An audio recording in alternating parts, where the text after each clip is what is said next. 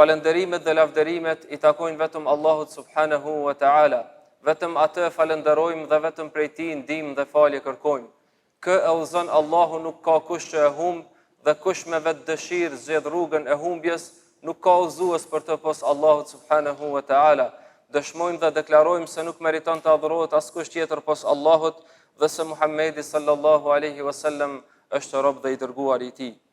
Të nderuar vëllezër, nëse njeriu e lexon Kur'anin duke u munduar që të nxjerrë nga ai mësimet e tij apo të marrë mësimet e tij, e vren një gjë shumë të rëndësishme në lidhje me veten e tij. E vren atë një cilësi të njeriut me të cilën Allahu e pajisi atë nga fillimi i krijimit. Megjithatë, njeriu vazhdon të tregohet i padrejt me veten e tij, duke e injoruar totalisht këtë të vërtetë, e duke u munduar të tregohet i fortë përballë çkahet, i fortë përballë dobësisë së tij. Wa khuliqal insanu da'ifa. Allahu në Kur'an thot, dhe Allahu dhe njeriu është krijuar si qenje e dobët. Pastaj thot, Allahu alladhi khalaqakum min da'f. Allahu është ai i cili ju ka krijuar juve nga dobësia. Allahu vazhdimisht në Kur'an na kujton neve realitetin ton. Na tregon se si njeriu është nevojtar, se si njeriu është i varfër ndaj Allahut, se si njeriu është i dobët, i nënshtruar e i përulur. Ai ndikohet nga epshet, e ndikohet edhe nga dëshirat. Pastaj është i dobët edhe në mendje e në dije. Wa ma utitum min al-ilmi illa qalila. Edhe nuk është dhënë juve nga dija vetëse pak. Pastaj njeriu është i dobët edhe emocionalisht. Ai qesh, çon, gëzohet, mërzitet, e friksohet. Prandaj njeriu është i dobët edhe ndikohet shumë nga ajo se çka e rrethon. Ashtu siç thot dietari i madh Ibn al-Qayyim, Allahu më shiroft, dobësia e tij është edhe më e madhe se kaq. Ai është i dobët në trup, në forcë, në vullnet, në dije edhe në durim. Edhe fatkeqësit i vinë me shpejtësi, më shpejt se sa rrjedha e ujit nga vendet e larta. Pikërisht për shkak të kësaj dobësie, Allahu i urtë edhe i gjithdijshëm, që e njeh më së miri krijesën e tij, i ka vendosur njeriu të kufi, që të ndalet te këto, që ta njoh vlerën e tij, edhe ta kujtoj dobësinë edhe robërinë e tij, edhe nevojën që ka për Zotin e tij. E gjithë kjo të nderuar vëllezër është mëshirë ndaj dobësisë së tij, duke marrë parasysh gjendjen edhe nevojat e tij, duke u ngarkuar vetëm me atë që njeriu mund ta përballojë. Allahu Kur'an thot, yuridu Allahu an yukhaffifa ankum wa khuliqa al-insanu da'ifa. Allahu dëshiron që t'ja ulëtsoj juve, dhe sepse njeriu është krijuar i dobët. Al-ana khaffafa Allahu ankum wa alima anna fikum da'fa. Allahu tani ja lehtësoi juve duke ditur se tek ju ka dobësi. Pastaj la yukallifu Allahu nafsan illa wus'aha. Allahu nuk e obligoi me diçka njeriu përpos atë se çka ka mundësi. E si mund ta kuptojmë ne dobësinë e njeriu ndaj Allahut subhanahu wa ta'ala? A e bëri Allahu në fakt njeriu të dobët ashtu që të mos jetë funksional në jetën e tij e që të jetë i varur nga të tjerët? Jo.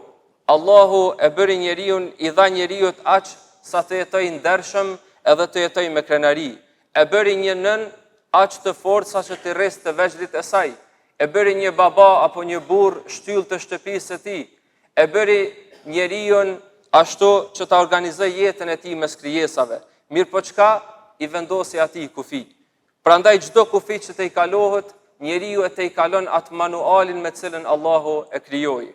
Po, Allahu e quajti njeriu të dobët, mirë po i dha atij mjaftueshëm forcë, jo për të treguar padrejtësi e zullëm, mirë po që ta përhap e që ta rregulloj rendin e njerëzimit në këtë botë. Po, Allahu e quajti njeriu të varfër, mirë po i dha atij mjaftueshëm pasuri, jo që ta përdor atë e që të bëhet arrogant e mendjemadh, mirë po të jetë krah i të varfrit e të jetë të ndihmojë nevojtarve. Allahu e quajti njeriu të padijshëm e ignorant, mirë po i dha atij mjaftueshëm dije, jo që ta përhap të keqen, mirë po që ta njoh fenë e tij e që ta njoh krijuesin e tij dhe ta përhap fenë e tij. Prandaj të nderuar vëllezër, Allahu neve na quajti të dobët në krahasim me nevojat që i kemi në raport me Allahun, në krahasim me sfidat edhe sprovat që e godasin njeriu apo realitetet që njeriu përballet me to. Mirë po i dha atij mjaftueshëm ashtu që ta jetoj jetën i ndershëm, ashtu edhe siç e krijoi. Wa laqad karramna bani Adam. Edhe ne me të vërtet i nderuam pasardhësit e Ademit, wa hamalnahum fil barri wal bahri wa razaqnahum min at-tayyibat, edhe ja mundsuam atyre të hipin, të udhtojnë të hipur në tokë e në det, edhe i dham atyre ushqime të mira, wa faddalnahum ala kathirin mimman khalaqna tafdila, edhe i vlerësuam ata ndaj shumicës së krijesave që i ne i krijuam. Prandaj të nderuar vëllezër, Allahu vendosi kufi për ne, mirëpo na bëri që ta dimë se ne jemi të dobët. Mirëpo respektimi këtyre kufive na ngrit tek Allah subhanahu wa taala edhe na bën shumë të fortë. Nëse njeriu e sheh veten e tij të dobët, atëherë ai është i fortë. Sa më shumë që njeriu e shfaq varfrinë e tij para Allah subhanahu wa taala, aq më i pasur është. Prandaj, përderisa quhemi njerëz, jemi të dobët. Mos na mashtrej asnjë ngritje në këtë botë e ta harrojmë ato i cili na ngriti. E mos na mashtrej asnjë arritje në këtë botë e ta harrojmë ato i cili na mundsoi të arrijmë ato. Nëse ti si njeri e kupton se je i dobët para Allahut, atëherë ti ke forcë shumë të madhe. Për këtë ka shumë njerëz që sfidojnë Allahun subhanahu wa taala duke u treguar të fortë përballë dobësisë së tyre.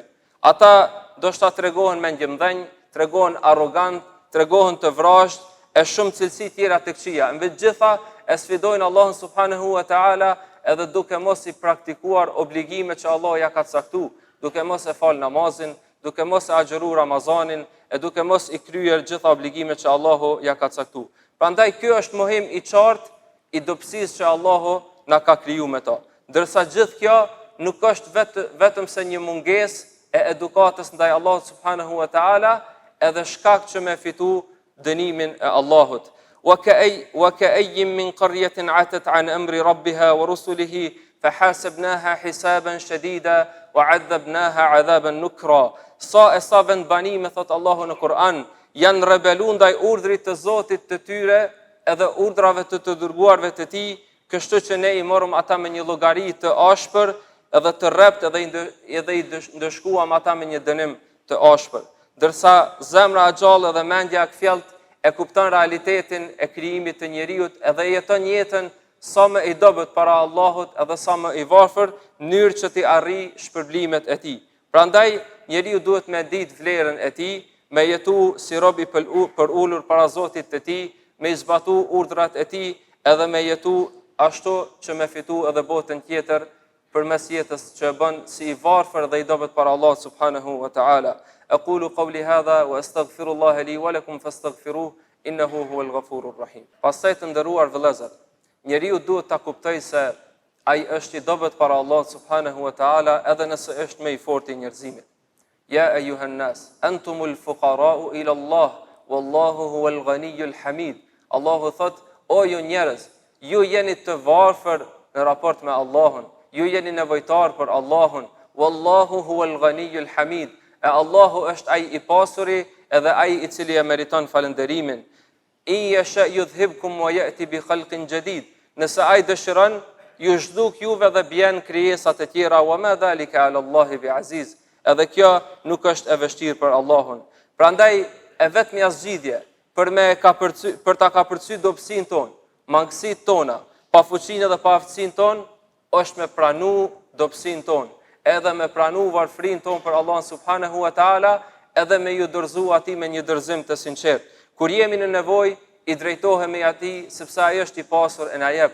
Kur jemi të sëmur apo të goditur nga fatkeqësitë, i drejtohemi atij sepse wa idha maridtu fa huwa yashfin, edhe kur sëmurëm ai më shëron.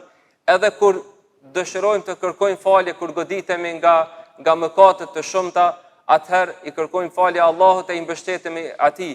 Wa man yaghfiru adh-dhunuba illa Allah. E kush tjetër i fal mëkatet e tij, mëkatet përpos Allah subhanahu wa taala.